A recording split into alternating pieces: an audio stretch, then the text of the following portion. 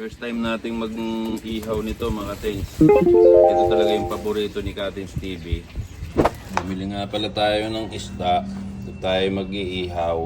Iihawin natin ito mga Katins. Sa ibang bansa, mga salmon na kulay pink.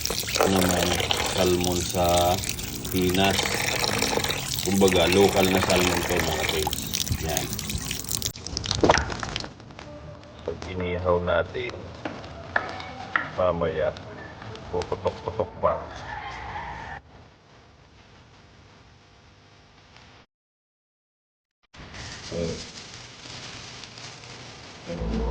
Yan na mga kati, binalot na natin sa foil para di masunog. Ano kasi ito kumbaga salmon ng Philippines.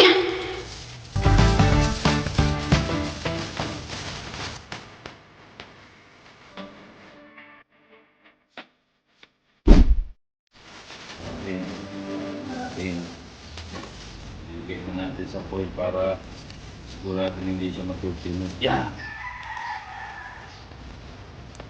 Bangin natin yan natin.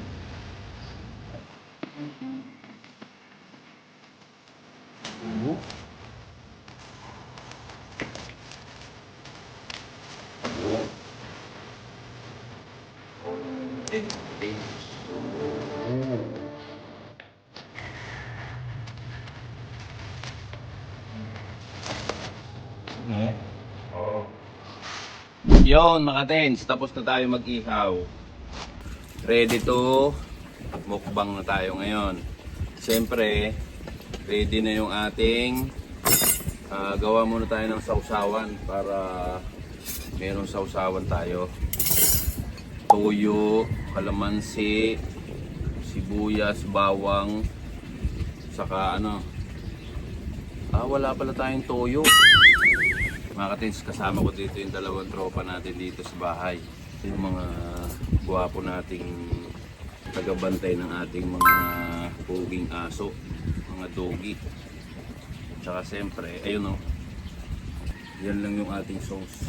Lalagyan lang natin ng kunting toyo. Di baling may toyo yung ating sausawan, wag lang yung mga Katins natin yung magkakatoyo. Haluin natin. May sili na rin yan mga Katins, kompleto na. Yung palang ating mumukbangin ngayon mga Katins, salmon ng Pinas. Ayun, napakalaking toyo nito. Malaking toyo talaga to. Ayan. From Bukidnon, yung isa. Rojas City. Rojas City, di ba? Kakain tayo ngayon. Ito ang ating titira. NANI?! Ayan mga Katins. Ayun, tumulo. Ibig sabihin, luto na yun.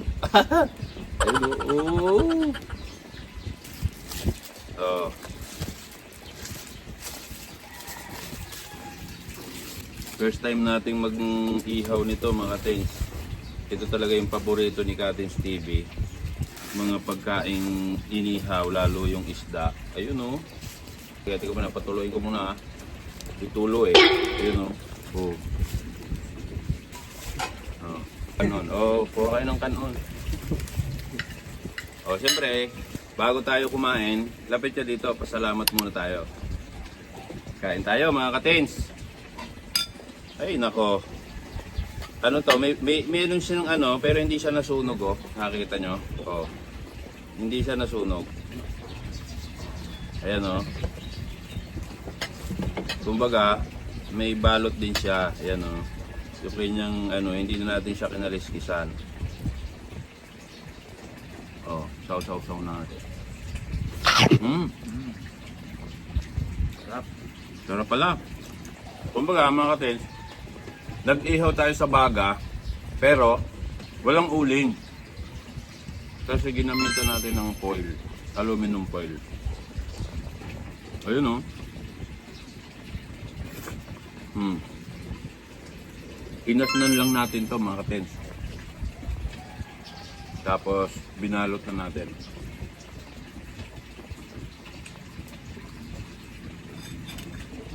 Mga katins, pagka inihaw, kumbaga ano talaga siya.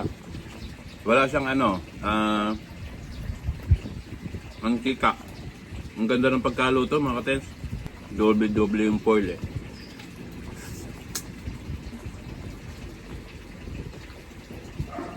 Ulitin po namin ha. Yung aming minumukbang o inuulam ngayon, salmon ng Pilipinas. Kumbaga yung puti. Hindi katulad ng salmon na imported, yung kulay pink. Masarap yun, yung talaga yung masarap mga katins. Napakamahal ang kilo ng. Mga katins, si ano pala, si Kent, lagi nyo mapapanood dyan kasi lagi kong kasama yan sa vlog. Sa biyahe, sasama ko rin siya. Anong tawag sa Ilonggo yung masarap? Manami. Oh, sa inyo? Lami. Oh, lami naman dun sa bukid nun. Oh. Ibig sabihin, lami, manami, masarap. Matututo tayo magsalita ng ano ito, Ilonggo at saka ng Bisaya. Actually, meron tayong mga kaunting alam kasi sa amin mga kapatid sa Mindoro, meron talagang mga dumayo na rin. Kita nyo, very supportive ng aming kasama kasi binigyan ng tubig si Mark. Pero ako actually, meron na rin mga kapatid dito. Diba? Mura lang namin nabili ito mga kapatid. Kumbaga, parang 240 lang ang kilo. Pero pag sa mall ito, halos nasa 480. Yung ganito mga klase ng isda. Sa lahat ng parte ng isda mga katins, ito ang pinakamasarap. Ito. The best mga katins.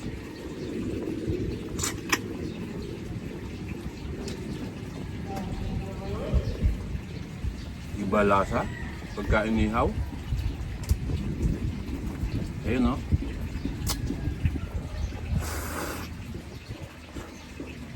Oh, so yun mga katins. Actually tapos na kaming kumain. Bago natin tapusin yung video, i-shout out muna natin yung mga bagong followers natin, mga bagong subscribers sa Katins TV page at saka sa YouTube channel natin, Katins TV. Thank you so much sa panonood nyo.